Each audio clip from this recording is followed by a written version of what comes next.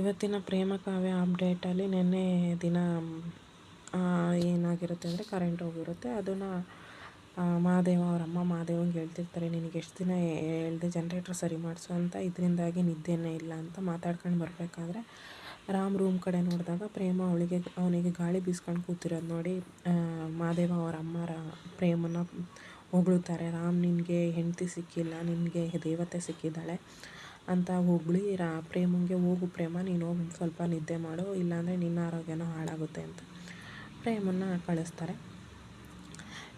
ಇನ್ನೊಂದು ಕಡೆ ರಾಮ್ ಒಂದು ಕಡೆ ಕೂತ್ಕೊಂಡು ಲ್ಯಾಪ್ಟಾಪಲ್ಲಿ ಚೆಕ್ ಮಾಡ್ತಾ ಇರ್ತಾನೆ, ಏನಾಗಿರ್ಬೋದು ಮಿನಿಸ್ಟ್ರಿಗೆ ಹಿಂಗಾಯಿತು ಅಂತ.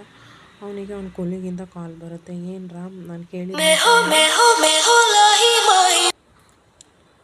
ಅವನದು ರಾಮ್ದು ಡಾಕ್ಟರ್ದು ಸರ್ಟಿಫಿಕೇಟ್ ಎಲ್ಲ ಏನೋ ಇಸ್ಕೊಂಡು ಅವನ್ನ ಡಾಕ್ಟರಿಂದ ಬ್ಯಾನ್ ಮಾಡಬೇಕಂತ ಹೇಳಿರ್ತಾರೆ. ಇದನ್ನು ನಿಜನಾ ಅಂತ ಕೇಳಿ ರಾಮ್ ಹೌದು ನಿಜ ಅಂತ ಹೇಳ್ಬಿಟ್ಟು ಸಡನ್ ಕಾಲ್ ಕಟ್ ಮಾಡ್ತಾನೆ. ಕಾಲ್ ಕಟ್ ಮಾಡಿದ್ದು ನೆಕ್ಸ್ಟ್ ಸೆಕೆಂಡೇ ಅವನಿಗೆ ನೆನಪಾಗುತ್ತೆ, ಅವನು ನರ್ಸ್ ಪೂಜಾಗೆ ಕೊಟ್ಟಿದ್ದು ಮೆಡಿಸನ್, ಅವರಿಗೆ ಪ್ರಜ್ಞೆ ಬರ್ತಿದ್ದಂಗೆ ಈ ಮೆಡಿಸನ್ ಕೊಡು ಅಂತ ಹೇಳಿದ್ದು ನೆನಪಾಗಿ ಪೂಜಾಗೆ ಕಾಲ್ ಮಾಡಿದ್ರೆ ನರ್ಸ್ ಪೂಜಾ ಕಾಲೇ ರಿಸೀವ್ ಮಾಡಲ್ಲ. ಅವಳಿಗೆ ಭಯ ಆಗುತ್ತೆ, ಅಯ್ಯೋ ಏನಕ್ಕೆ ರಾಮ್ ಸರ್ ಫೋನ್ ಮಾಡ್ತಿದ್ದಾರೆ, ಅವ್ರಿಗೇನಾದ್ರು ಗೊತ್ತಾಗ್ಬಿಡುತ್ತಾ ಅಂತ ಅಂದ್ಕೊಂಡು ಅವ್ಳು ಕಾಲ್ ಪಿಕ್ ಮಾಡಲ್ಲ.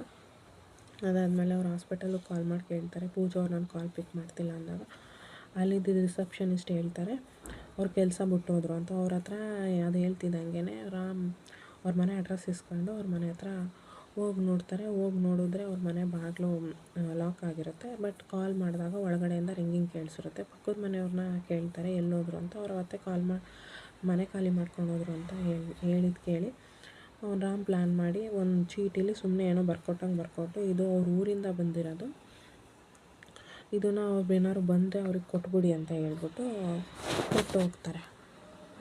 ಇದನ್ನು ನರ್ಸ ಕಿಟಕಿಲೇ ನೋಡ್ಕೊಂಡು ನಿಂತಿದ್ದು. ರಾಮ್ ಆ ಕಡೆ ಹೋಗ್ತಿದ್ದಂಗೆ ಅಯ್ಯೋ ಊರಿಂದನ ಏನಾಯಿತು ಅಂತ ಅಂದ್ಕೊಂಡು ಆ ಲೆಟ್ರ್ ಇಸ್ಕೊಳಕ್ಕೆ ಬಂದಾಗ ರಾಮ್ ಬಂದು ಏನಿದು ನರ್ಸ್, ನೀವೇನಕ್ಕೆ ಹಿಂಗೆ ಆಡ್ತಿದ್ದೀರಾ, ನೀವು ಹಿಂಗೆ ಆಡ್ತಿರೋದು ನೋಡಿದ್ರೆ ನನ್ನ ಡೌಟ್ ನಿಜ ಅನಿಸುತ್ತೆ, ನೀವೇ ಮಿನಿಸ್ಟ್ರಿಗೆ ರಾಂಗ್ ಮೆಡಿಸನ್ ಕೊಟ್ಟಿದ್ದೀರಾ ಅಂತ ನರ್ಸ್ ಹತ್ರ ಮಾತಾಡ್ತಿರ್ತಾರೆ. ನೆಕ್ಸ್ಟ್ ಸೀನಲ್ಲಿ ಮಹಾದೇವ ಅವರಮ್ಮ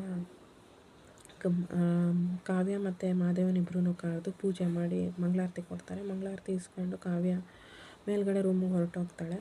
ಆದರೆ ಅವರಮ್ಮ ಮಹಾದೇವಂಗೆ ಹೂ ಕೊಟ್ಟು, ನೋಡು ಮಹಾದೇವ, ಇದನ್ನು ನೀನು ನಿನ್ನ ಹೆಂಡ್ತಿಗೆ ಕೊಡಬೇಕು ಅಂತ ಹೇಳಿ ಕೊಟ್ಟು ಕಳಿಸ್ತಾಳೆ. ಮಹಾದೇವ ಹೋಗಿ ನೋಡಿದ್ರೆ ಕಾವ್ಯ ಹೆಡ್ಫೋನ್ ಹಾಕ್ಕೊಂಡು ಲ್ಯಾಪ್ಟಾಪಲ್ಲಿ ಏನೋ ನೋಡ್ತಾ ಕೂತಿರಂಗೆ ತೋರಿಸ್ತಾರೆ. ಎಷ್ಟೇ ಕೂಗಿದ್ರು ಅವಳು ತಿರುಗಿ ನೋಡಲ್ಲ. ಅವನು ಮಹಾದೇವ ಅನ್ಕೋತಾನೆ, ಇವಳಿಗೇನು ಕೇಳಿಸ್ತಿಲ್ಲ, ನಾನೇ ಹೂ ಮುಡಿಸ್ಬಿಡೋಣ ಅಂತ ಅಂದ್ಬಿಟ್ಟು ಕಾವ್ಯಂಗೆ ಮಹಾದೇವನೇ ಹೂ ಮುಡಿಸ್ತಾನೆ. ಮಹಾದೇವ ಹೂ ಮುಡಿಸಿದ್ಮೇಲೆ ಹೋಗ್ತಾ ಇರ್ತಾನೆ ರೂಮಿಂದ ಹೊರಗಡೆ. ಅಪ್ಪ ಕಾಡು ರಾಕ್ಷಸಿಗೆ ಏನೂ ಗೊತ್ತಾಗಲಿಲ್ಲ ಅಂತ ಅಂದ್ಕೊಂಡು ನೋಡಿದ್ರೆ ಹೋಗ್ಬೇಕಾದ್ರೆ ಲೋಟ ಬೀಳಿಸ್ಬಿಡ್ತಾನೆ. ಲೋಟ ಬೀಳಿಸಿದ ಸೌಂಡಿಗೆ ಕಾವ್ಯ ಗೊತ್ತಾಗ್ಬಿಡುತ್ತೆ ಇಲ್ಲಿ ಏನೋ ಆಗ್ತಿದೆ ಅಂತ. ಅವಳು ಎದ್ದು ನೋಡ್ತಾಳೆ. ಎದ್ದು ನೋಡಿ ಹಂಗೆ ಲೋಟ ಬಿದ್ದಿರೋದು ನೋಡ್ತಾ ಅವಳು ಹೂ ಮಾಡ್ಕೊಂಡಿರೋದು ಅವಳಿಗೆ ರಿಯಲೈಸ್ ಆಗುತ್ತೆ. ಕೇಳ್ತಾಳೆ, ಇದು ಯಾರು ನನಗೆ ಹೂ ಮುಡಿಸಿದ್ದು ಅಂತ. ಆಗ ಮಹಾದೇವ ಇನ್ಯಾರು ನಾನೇ ಅಂತ ಹೇಳಿದಾಗ ಅವಳು ಮತ್ತೆ ಅವನಿಗೆ ಬೈಯೋಕ್ಕೆ ಸ್ಟಾರ್ಟ್ ಮಾಡ್ತಾಳೆ. ಅದೇ ಇವತ್ತಿನ ಅಪ್ಡೇಟ್.